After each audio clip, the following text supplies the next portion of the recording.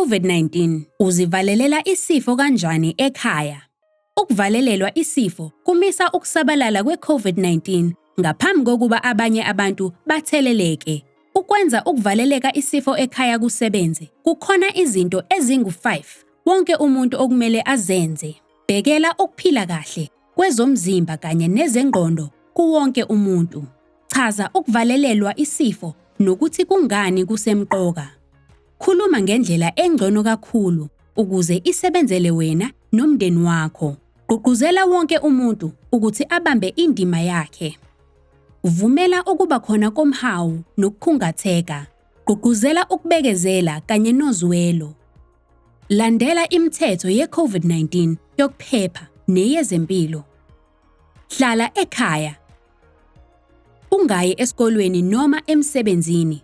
Cela omunye umuntu ayokulandela amanzi noma ayokuthengela ukudla. Ungavakashi noma uvumele izivakashi. Phuma uma kumele uyothola usizo lokwelashwa kuphela. Gcina isimo sokuhlukana. Hlela indlu yakho ukuze kugcineke ibanga lokusondelana ngokomzimba. Gcina ibanga lokusondelana ngokomzimba ngomzamo okwazi ukuphumelela.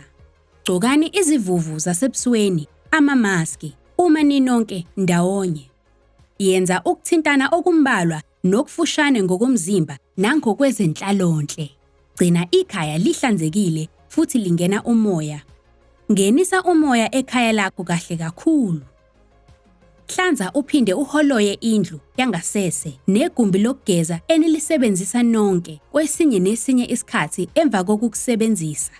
Hlanza zonke izindawo ezibambekayo enizisebenzisa nonke kaningi. Gezela amalakeni, amathawela kanye nezimpahla endaweni ehlukene. Lahla udoti ngokuphephile. Qaphela izinguquko kwezempilo zanoma ngubani. Hlola izimo zokushisa kabili ngosuku. Cela usizo uma ngabe wena noma omunye umuntu enemfiva, ubunzima bokuphefumula, inhliziyo eshaya ngamandla noma ukudideka. Isimo esiphuthumayo sezokwelashwa. Ukuvalelelwa isifo kunzima. Wena ungakwenza ukuthi kusebenze. Misa ukutheleleka. Vimbela i-COVID-19. Ezempilo yakho zisezandleni zethu.